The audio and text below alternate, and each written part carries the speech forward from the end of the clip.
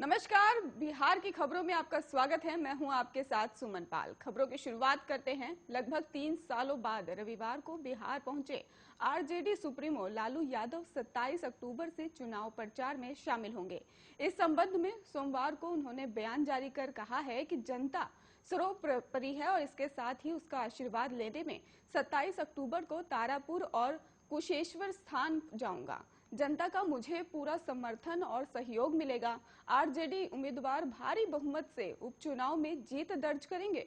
उन्होंने कहा कि महंगाई, बेरोजगारी और भ्रष्टाचार से जनता तंग आ चुकी है। उन्होंने ये भी कहा कि जनता अब एनडीए की सरकार को बर्दाश्त करने वाली नहीं है। एक प्रश्न के उत्तर में उन्होंने साफ कह दिया कि सभी वर्ग और जाति के लोग एकजुट होकर आरजेडी उम्मीदवार को वोट करेंगे। आरजेडी समाजवादी और आपको बता दें, उन्होंने ये भी कहा कि सामाजिक सद्भाव को मजबूत करने वाली पार्टी है। सभी वर्ग तबके के साथ ले चलती है और सामाजिक न्याय और सत्ता में सबको भागीदारी और सम्मान अधिकार दिलाना मकसद है। उन्होंने ये भी कहा कि जातीय जनगणना तो सरकार को करानी ही होगी। इस अवसर पर प्रदेश आरजेडी अध्यक्ष जगन्नाथ की उपस्थिति में थे और इसके साथ ही उन्होंने ये भी बताया है कि कार्यक्रम जारी किया जा रहा है। आरजेडी सुप्रीमो पहले तारापुर फिर कुशेश्वर स्थान जाएंगे। मालूम हो कि बिहार में 2 विधानसभा सीटों पर 30 अक्टूबर को उपचुनाव होना है। मुंगेर के तारापुर और दरभंगा के कुशेश्वर स्थान सीट पर होने वाले चुनाव में अलग अलग पार्टियों के कुल 17 उम्मीदवार मैदान में हैं। 30 अक्टूबर को सुबह 6 बजे से शाम 7:30 बजे तक मतदान होगा। वहीं मतगणना की तारीख 2 नवंबर को तय की गई है। बता दें कि उपचुनाव सभी पार्टियों के लिए काफी महत्वपूर्ण है, लेकिन ये जेडीयू के लिए सबसे ज्यादा अहम है, क्योंकि खाली हुई दोनों सीट जेडीयू के खाते में थी। ऐसे में उनके सामने अपनी सीट बचाने के लिए चुनौती बनी हुई है।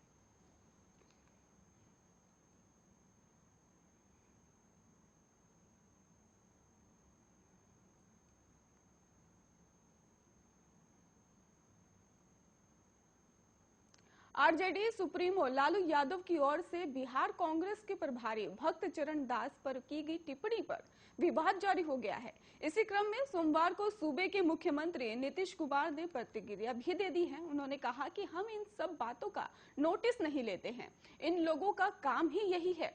उन लोगों का काम है कुछ कुछ बोलते रहना, काम करना नहीं है। काम में कभी दिलचस्पी नहीं रहती है, सिर्फ जुबान चलाते हैं। ऐसा करने से उन लोगों को काफी पब्लिसिटी भी मिल जाती है।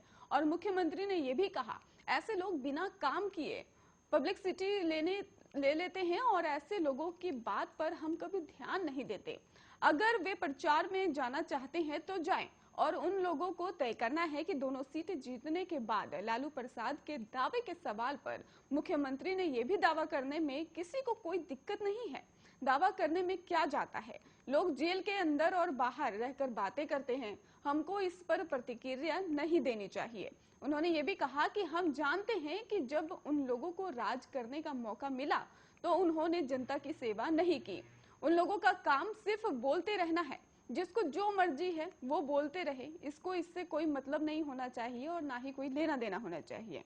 उपचुनाव में दोनों सीटें जीतने के बाद से ही बिहार सरकार बनाने में आरजेडी के दावे के सवाल पर मुख्यमंत्री ने कहा कि जनता मालिक है, चुनाव परिणाम क्या होगा ये सबको पता चल जाएगा। हम इन लोगों को कोई प्रतिक्रिया नहीं देते हैं। उपचुनाव में एनडीए की जीत को लेकर निश्चित होने के सवाल पर मुख्यमंत्री ने कहा कि हम लोग काम में लगे रहते हैं, हम जनता की सेवा करते हैं।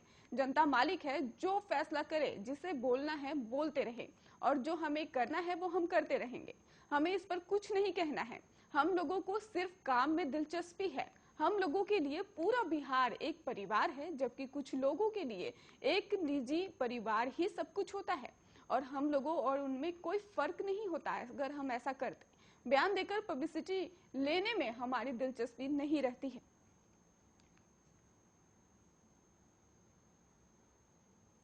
कोरोना संक्रमण और बाढ़ जनित कारणों के इस बार बिहार में पंचायत चुनाव देरी से हो रहे हैं।